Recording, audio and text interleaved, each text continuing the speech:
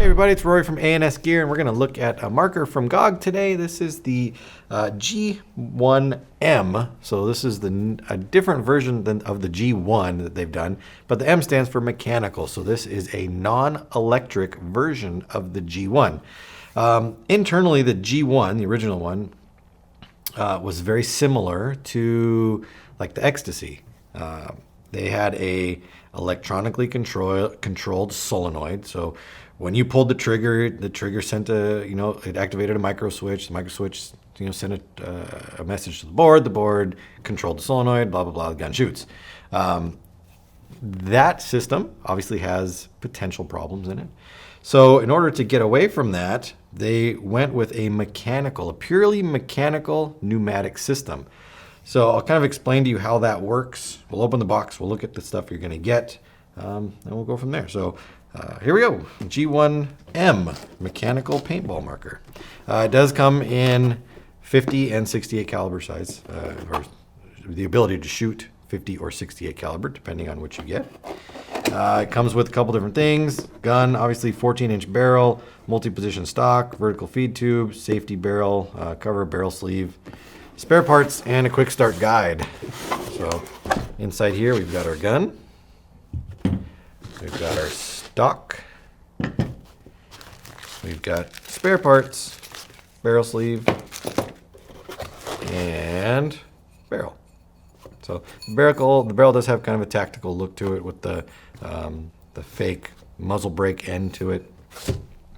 Always nice to have good parts. Barrel sleeves, because nobody lets you use a barrel plug really anymore. And the gun.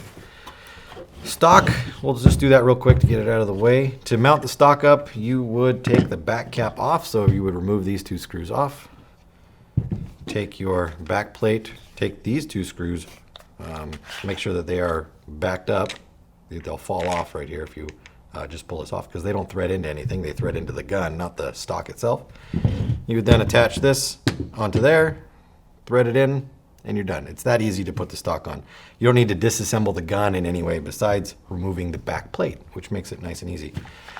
Multi-position stock, so you've got a bunch of different stops on there depending on what length you want to set up your stock at. So, it's kind of a cool feature just to have, so you don't need to use it or not. It's up to you. A lot of people also use the tank as a stock, so you can do that any way you want. Composite body. Internally, the composite body is wrapped around a aluminum housing, which controls or has the bolt assembly and the solenoid assembly inside of there. I don't really want to call it a solenoid, the valve assembly inside of there. Vertical feed neck, you see right there.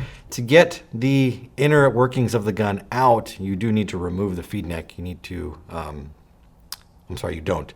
If you want to remove the feed neck, I had that backwards. If you want to take the feed neck off, you need to remove the internal housing, and then you can slide the feed neck off.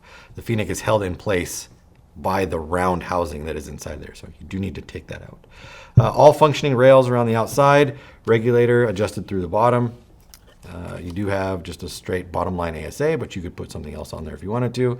On-off safety and trigger kind of round out the whole thing. Now we talked about the pneumatic version of this gun. So in the old one, you had a solenoid. The solenoid would activate and control air flowing through the bolt assembly, depending on you pulling the trigger and activating the board. Now, you can run into issues with that just because it's an electronic part, requires a battery, you got to have all those things, and things can go bad. With this, they've gone the route of the enemy. So if you're familiar with the enemy, the way that works, when you actually pull the trigger, you're moving the inside of the solenoid armature up and down by pulling the trigger and releasing the trigger. So you're making the solenoid work manually, controlling airflow. So you don't need a battery. You don't need anything to make the gun shoot. You just need to be able to pull the trigger and release the trigger. Now, it is possible to pull the trigger really, really slow and make the gun kind of skip and not shoot properly. But if you just shoot it normal, pull the trigger, release it, it shoots perfect, and you don't need to worry about batteries or any other problems. It's very similar in idea to an autococker setup with the three-way assembly in the front and you pulling the trigger to activate the three-way assembly. It's just kind of done in a different orientation. I've shot these a couple times now. I've never had a problem with them. They shoot great. It's a really, really short trigger pull too, because you're just moving a little solenoid up and down. So it's really easy to shoot them rather quickly without needing electronics in them. Now, you're not going to shoot them, 12 balls a second, 14, whatever, because you're just one fingering it. But for a single trigger setup, it'll shoot rather rapidly. So if you're in the market for a milsim gun and you don't want to worry about batteries or the problems that go wrong with electronic setups, pick one of these up. They're pretty bulletproof. G-1M from GoG, available through the website. Order yours now through ansgear.com.